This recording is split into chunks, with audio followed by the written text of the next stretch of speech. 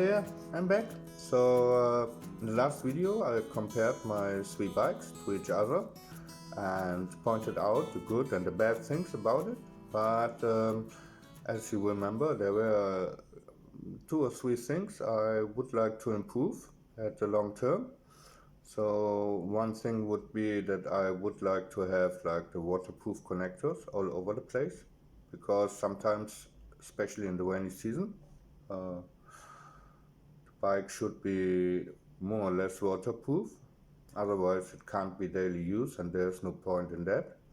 And the second thing is that I'm still not very satisfied with the way the torque arms are assembled. I still think they don't look as good as they could. And yeah, now with this project I try to build the e-bike that rules them all. So I went to Germany, bought the bike kit. I bought it here, and it has the waterproof connectors. And it is the first kit I have where the controller is suitable for the motor. That means normally when I buy a bike kit here in Thailand, I have the problem, for example, take a 700 watts wheel with 48 volt. It would need a controller which is able to handle a certain amount of amps. But most kits here, they have it at the peak. That means you can't drive the bike full speed all time, otherwise the controller will overheat. So the bike kit I bought, it has a Sinewave controller. It is rated up to 20 amps continuous. That means you can have like 960, I believe. 960, is that correct? 2 times 480? Yeah, 960 watts continuous, which is very good because, and yeah, I had custom made plates for the torsion arms, and the most challenging part was to find a bike where the torsion bar will fit. So I took the torsion bar with me and went through the bike shops, and yeah, found finally a bike which suits the torsion arms, and I measured the same way that the battery pack will fit. And as you know, I plan to mount the controller under the back rack, so I don't have a back which heats up and maybe cause the controller to fail. So yeah, I guess you're as excited as me, and yeah, I'd like to show you my new project bike. So here it is. As you can see, it's the brand Jave. I believe it comes from Indonesia. It has mechanical disc brakes, which I like very much. Has a very stable frame, and I personally like the frame design very much. Here you can see it. I think you can put a lot of load on it. And here you see what I mean. So these are the torsion bars I had bought in Germany. And as you can see, they fit like perfectly. Both sides. They are stainless steel. I believe it will be like 4 millimeter, 3 to 4 millimeter. And yeah, as you can see, it's a very sturdy frame.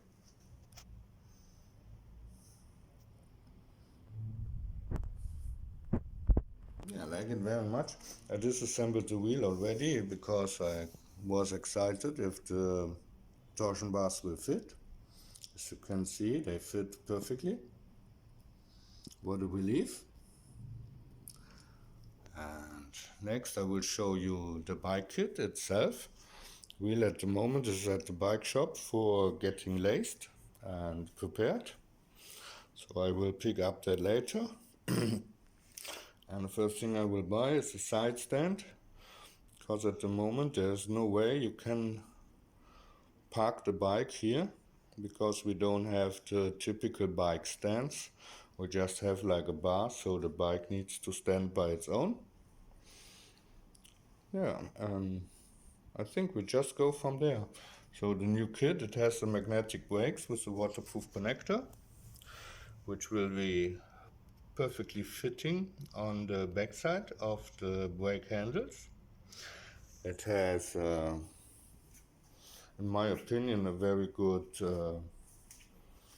gear change. It's a Shimano set. At the back there is Altus, and at the front it's a Turney. Yeah, I'm excited for that build.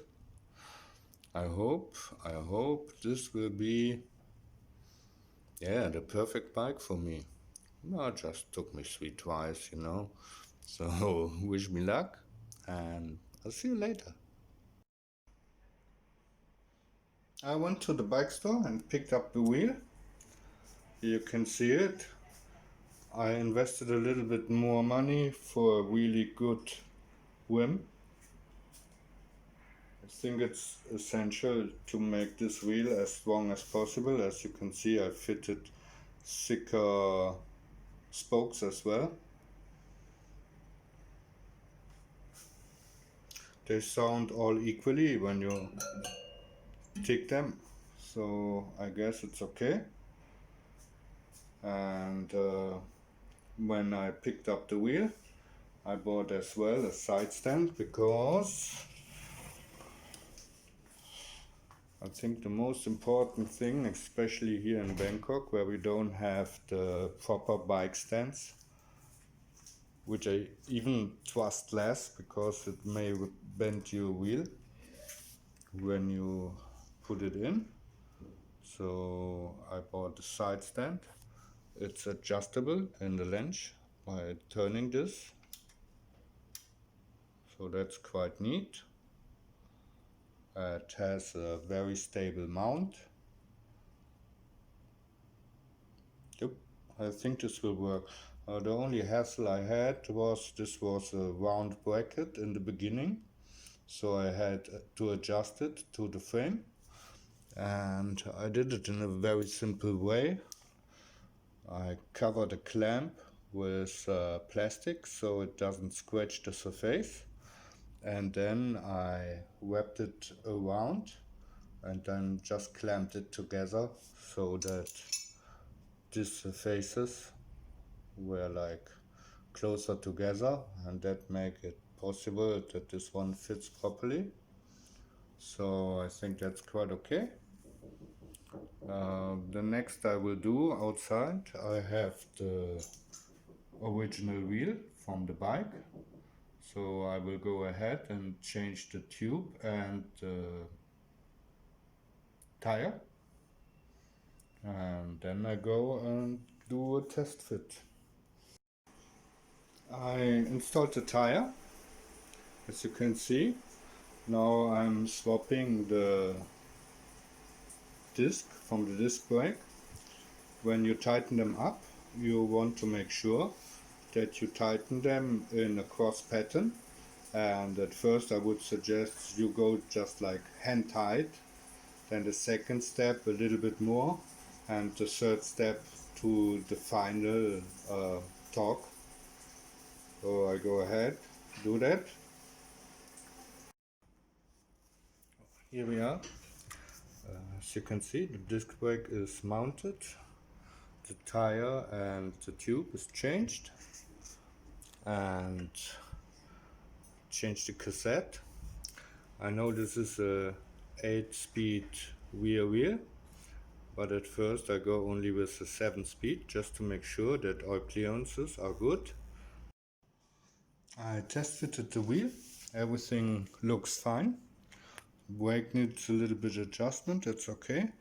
The only thing I did, as you can see, I had to file a little bit because of it is a 10 millimeter radius on the button for the stock bicycle wheel, but because the set it has a 13 millimeter, I believe, so you have to file around the edges that the wheel seats properly. And now I go ahead, install it back, and it should be just fine. Okay. Well, that looks like a nice fit. Both sides fit perfectly. I love that. I provisorily fixed the cable with some Velcro straps to the frame. There and there. And yeah, after I mount the screws, the nuts, I can flip the bike over.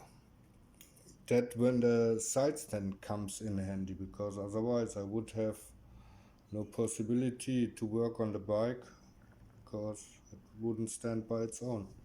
This wheel will go nowhere. Even if the nut may become loose because of the torque, you will not lose the wheel. And that was the main reason for doing this.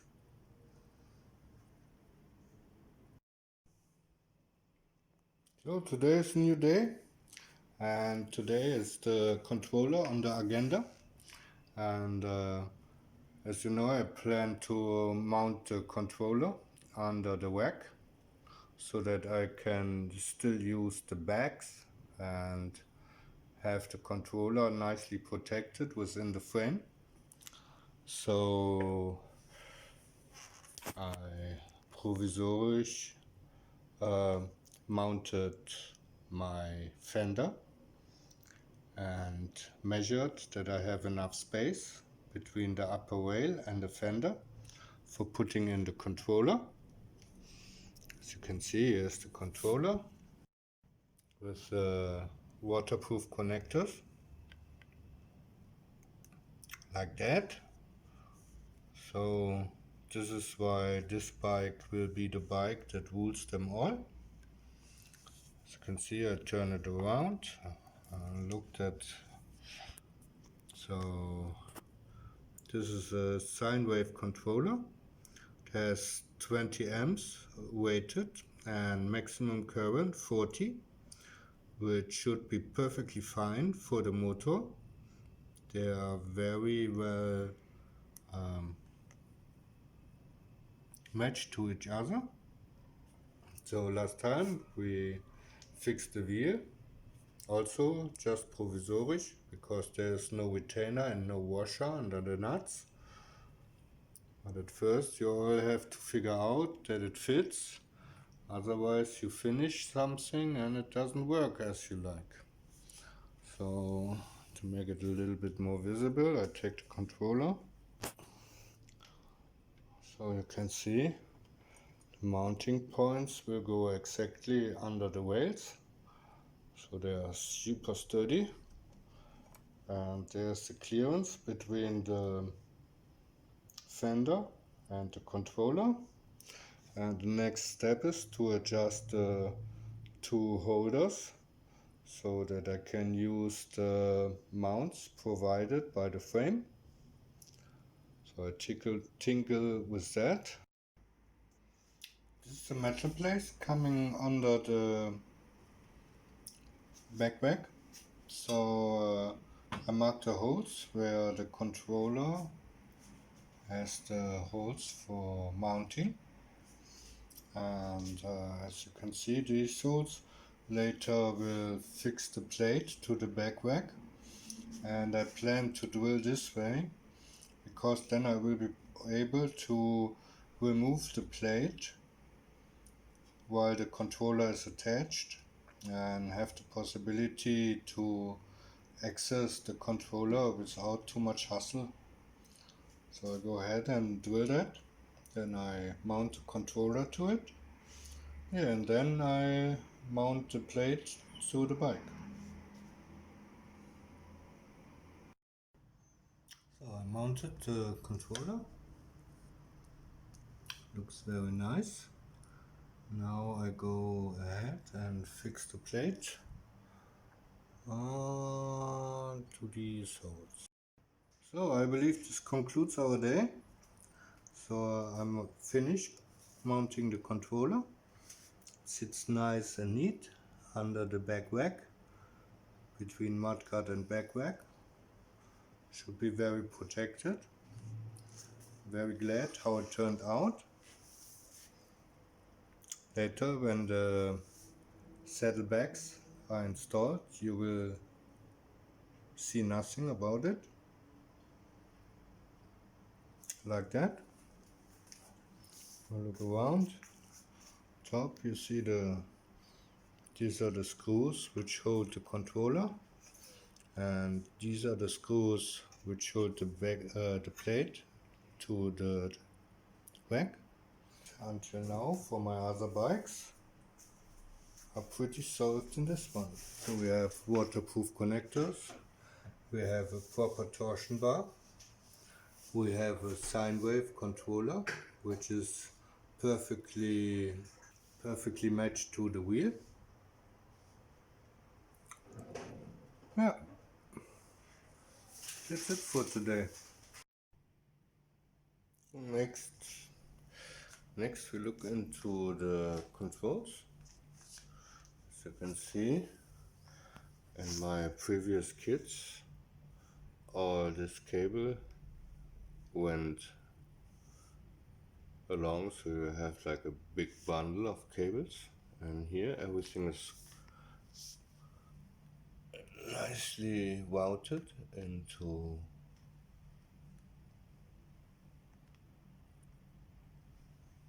one nice cable running to the back.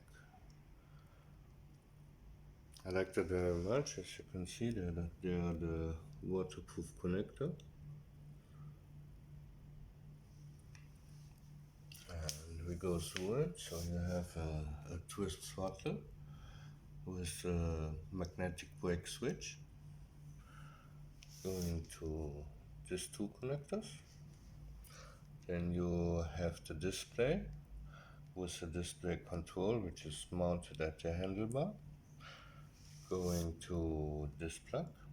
And you have the second brake switch going to that one. Now they go together all through here. Then you have, I hope it will focus, let's see, yeah, that's good, I believe. So you can see there are many connections made. It's a very clean install. This plug is at the controller, so at the controller side you don't have a mess also. Yeah, and it's more or less waterproof. That's the special thing about this kit, that's why I choose it. So as you can see here, this was the point. See that you still can grab it nicely, and it goes in between, so you have only like 4 to 5 millimeter loss, so you can still grab it very tight without interfering with the throttle, and you can switch like you would normally. It doesn't feel I went over with a file, so there's no sharp edge, and the function is as before. Now the next step is, remember, we get the magnetic brakes, and there are 2 magnets included in the pack, and the magnets I will fix with zip ties to the brake lever, and the switch will be glued on the plane surface underneath, So later you will not see very much from the electrical system, which I like very much. It's a very stealth build. At this side I'm not sure, because I believe I can sneak the controls for the display here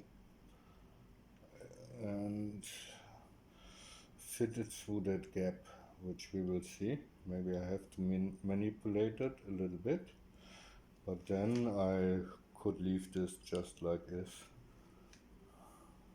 Don't want to mess too much with the original. So as you can see, I drilled a hole in the handlebar, in the brake lever, both sides.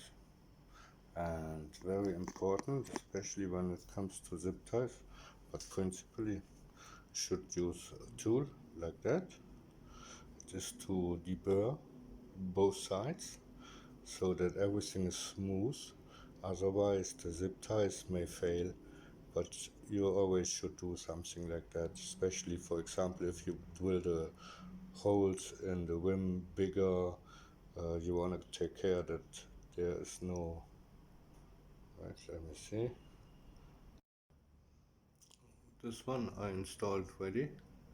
As you can see, there's the zip tie, and I put the knot from that zip tie here and behind, so it holds the magnet very good.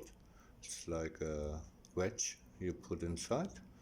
And the other one, the sling one, I just mounted at the back side from the magnet, so it doesn't interfere with the magnetic field over here.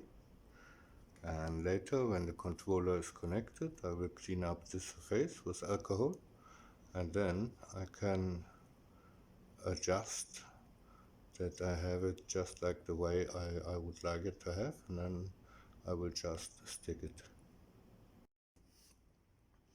So I finished the main components in the front for connecting to the controller. Everything I think looks nice. I put them like in groups together that they are not running too messy. Here you can see there will be the magnetic switch sticked under here, and the other side as well. The magnetic is nice. Same there. I still not cut the zip ties, maybe later, but that all looks good. So we have the throttle. As I mentioned, you need a little bit space between the throttle, but not that much anymore, so the lever clears easily, no matter from which side you, just okay, it goes in between, no problem, still good. I have the original rubber as a measurement, so both sides are the same. And I routed them together. Here's still a bit work, I don't know exactly how I tighten it up later. And yeah, under here is everything so far so good connected. And just in time, when you see everything is there, display will later be mounted below here, that it doesn't crash when you flip over the bike or do something more adventurous. And yeah, the only thing missing is now the battery mount. I say the battery mount because I have 2 battery packs already.